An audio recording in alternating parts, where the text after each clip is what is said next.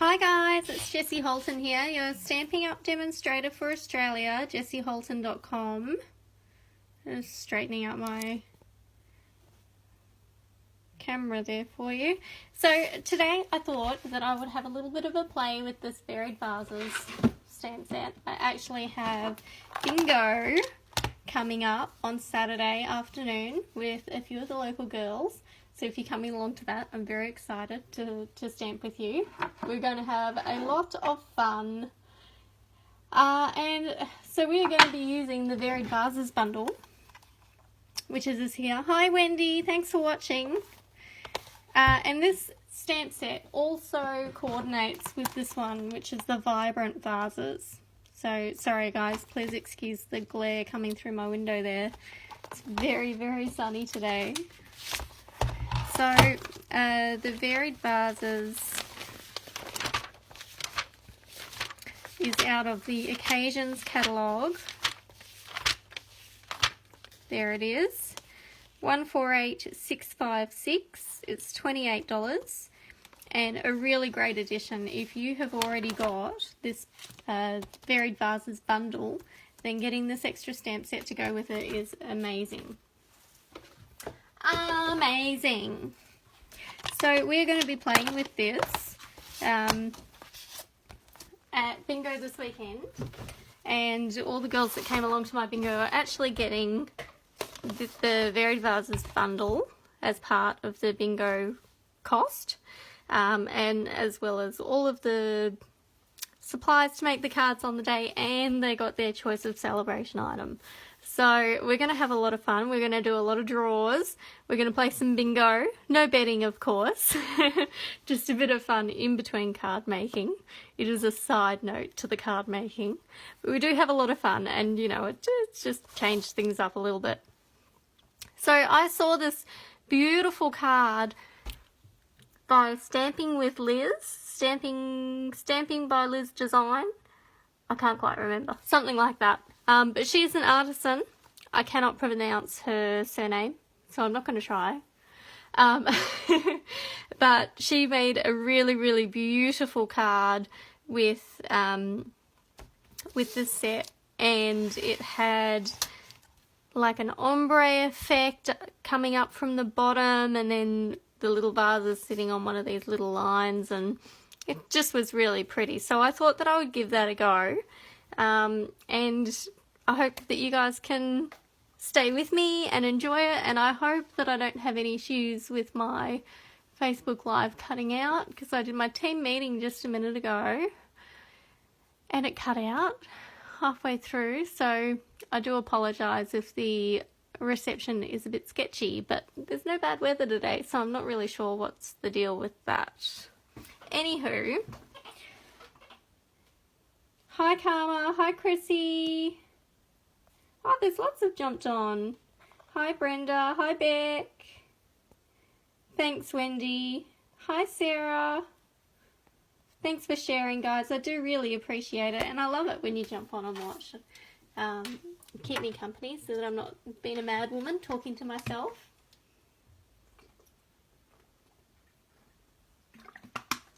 Just have a quick drink of water. Okay, so I have got some Whisper White cardstock here, which, you know, I always keep a stack of it pre-cut. I actually cut up a whole pack of the thin Whisper White at a time to this size, because I use it on the fronts of cards, I use it inside the cards. I almost always do a layer on the inside of the card, except for when it's a white card base. So I go through this stuff like crazy, and I find it's really easier just to cut up a whole stack of it at once, and then I've got it on the go, and it only takes 5 minutes to cut it up when you do a big batch of it like that. So, and of course our stamping trimmer is very accurate, so it works really well to get it all cut up quick. Now, what do I need? I need some sponges. I think sponges will be easier for this. And so I'm going to try and pretty much mimic the one that I saw, and I did find it on Pinterest. I might actually do Bermuda.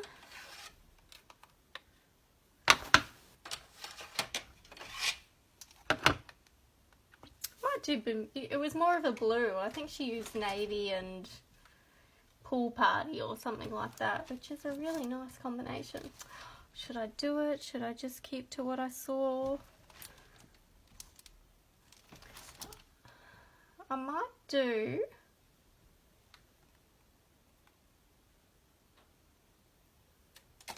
actually do blueberry bushel into balmy blue. Maybe I'll do another one like this after. Who knows? Okay. We'll do balmy blue. Blueberry bushel and balmy blue. And so I need some white heat embossing.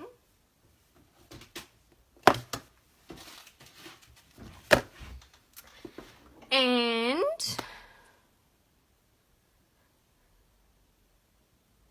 I think that's it. I think that's it for now. Okay, so I'm going to start with these little roses. And I'm just doing this from memory. I had a quick look at the card before I jumped on. I saved a photo of it on my phone. So we'll see. It might not even work out like what Liz's one worked out. But I'm going to grab this cute little rose. I'm just going to do some random roses across, and then we're going to blend the colours up, and then we'll stamp the little table. And I might actually mask it off so that I get a nice clean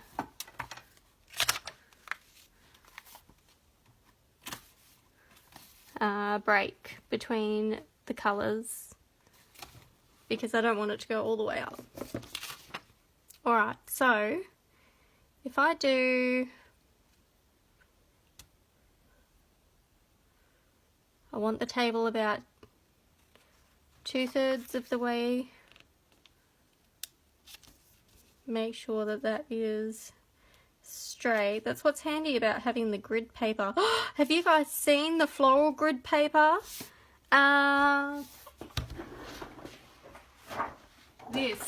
This floral grid paper. So I stamped that on here myself, but you can buy this grid paper with the flowers in the corners. It's on sale from the 1st of April. It's on my page. Check it out. It is beautiful. It is only available while stocks last. Also, from the 1st of April, they are going to have, where did I put it? These are now available for customers to buy as well. These little pop-up bins. They're only $8 each. So how cute are they? And they are, I use these all the time when I have classes and at my camps and stuff. They're really handy to put in the centre of the table, and everyone can throw their rubbish in. They're really handy to have on your craft desk as well, because you can put all sorts of miscellaneous items in there as well as rubbish. So, you know, it makes a good container as well as a good rubbish bin. And then it just folds down flat when you're not using it. It's so handy. So, and it is this design with the gold polka dots that has gone on sale. So $8 each from the 1st of April. Really, really, really cute, guys. You've got to get your hands on those while they are still available. Alright. Flowers.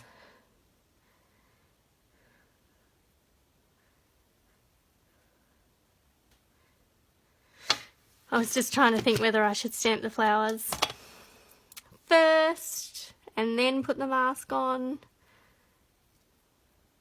But I think I'll keep all of the flowers below.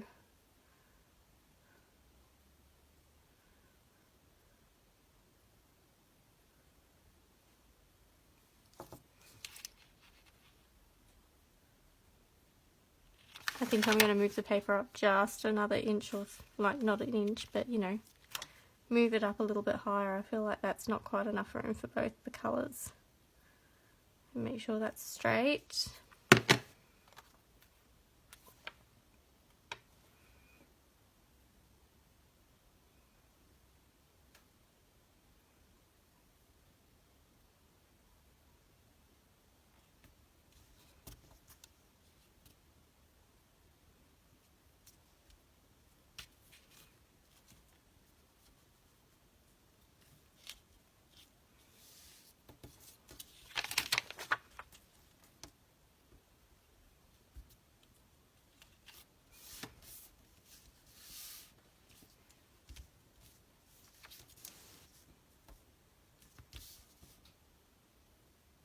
Okay, that should do. Let's get on with it, Jessie. Stop babbling. Jessie is in a babbling mood today. So do make sure that you catch her if she's babbling too much. I am actually quite crazy. Quite crazy.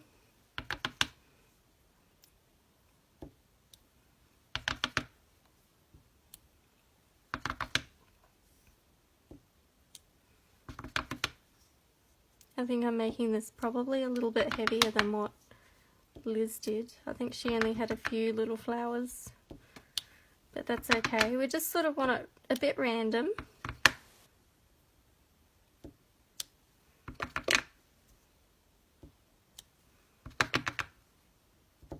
Whoops, that was a bit of a double stamp there. Alright, I think that is going to do.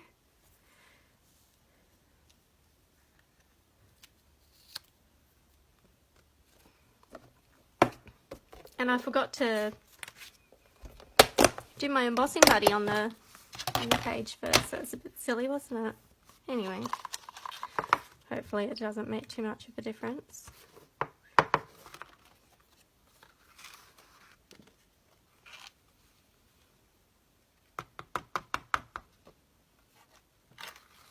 Now you could, if you wanted these roses to show up a little bit more, or you could even use clear if you want them to still be white, because you know you're doing it on the white paper. And where's my little brush? There it is. So this is just a little makeup brush that I've got here, a little eyeshadow brush, and it's got a tapered end on it. And I do find that it helps. I just, you know, if there's any little extra bits, especially when you've totally forgotten to use your embossing buddy.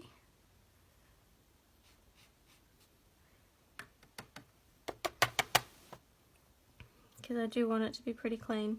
Okay.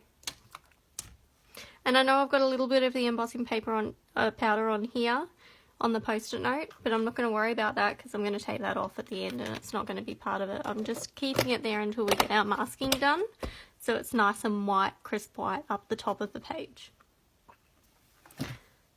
Okay, so I'll put that away.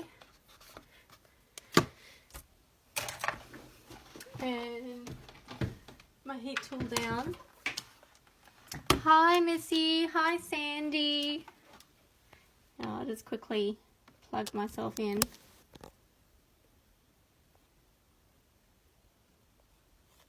Thanks for watching, guys. I love Missy. Missy's one of my favourite people on the whole entire world. Alrighty, so because white and clear are quite hard to see, you're looking for it to go shiny, and that's when you know that as long as it's smooth and shiny, then it's melted.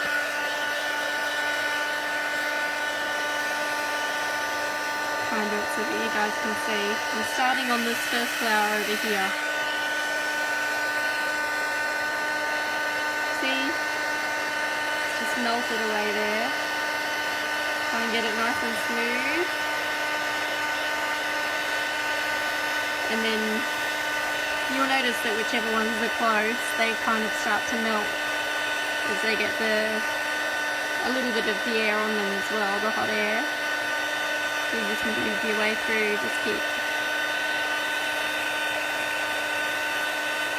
chasing those little shiny bits. Trying to make sure that it all melts nice and even. Don't spend too long on it. Depends on the embossing powder. I find that the silver is a lot smoother than the white, so it just depends on the colour that you're using. It's not going to go completely smooth, and if you spend too long on it, it'll actually start to boil and bubble and go really rough, which is a very, very cool technique if that's what you're going for.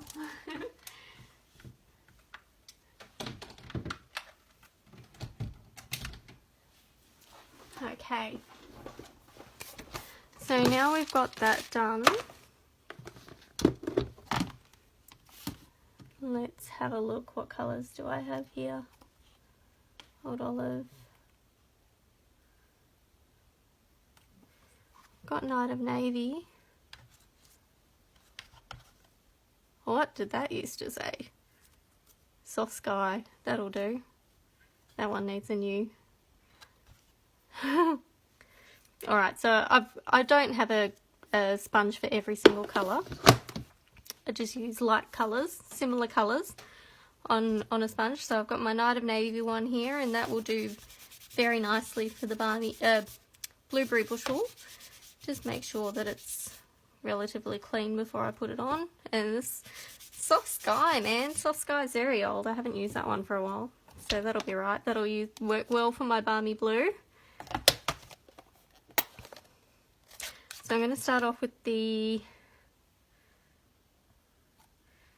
dark. Alright, so when you're using sponges or daubers, keep the lid open. You want to pick up the ink and then blot it off. And especially, this is a blueberry bushel is a relatively new colour. I haven't had a chance to use this one a lot. I don't really use a lot of blue, to be honest. But so especially if your ink pad is really juicy, you need to do this step to get rid of, otherwise all of the ink goes in all those little bubbles that are inside the sponge, and when you put it onto the paper it leaves all of these dark streaks. So by having a bit of a play with it in the lid and getting all those dark bits out, can you see them around the edges? And then you can just pick up the ink from here and you'll actually have a nice smooth coverage on the top of your sponge rather than that deep saturation within all those bubbles. And another tip is to start off the page as well. I'll just get rid of the excess powder there. So if you want to start off the page and work your way in, always do nice smooth circles. If you sort of dab at it, then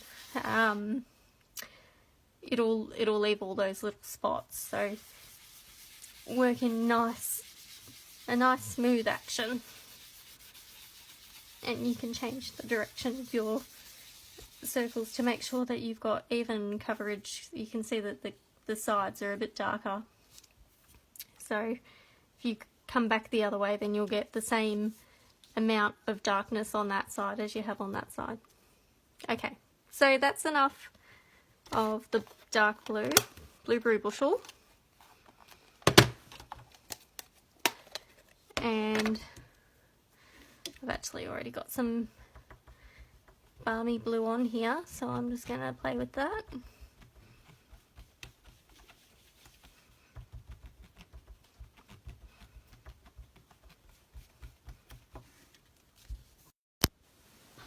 Sorry, phone call, guys. I'm just going to come in again. Hi, Kylie. Thanks for watching, gorgeous.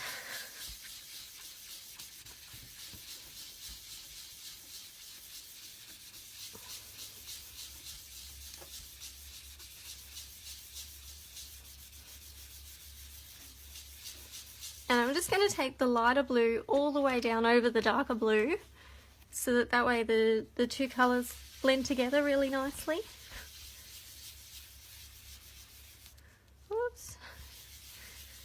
Make sure that I'm holding my mask down nice and firm. Okay. So now we've got this. Post-it note can go in the bin.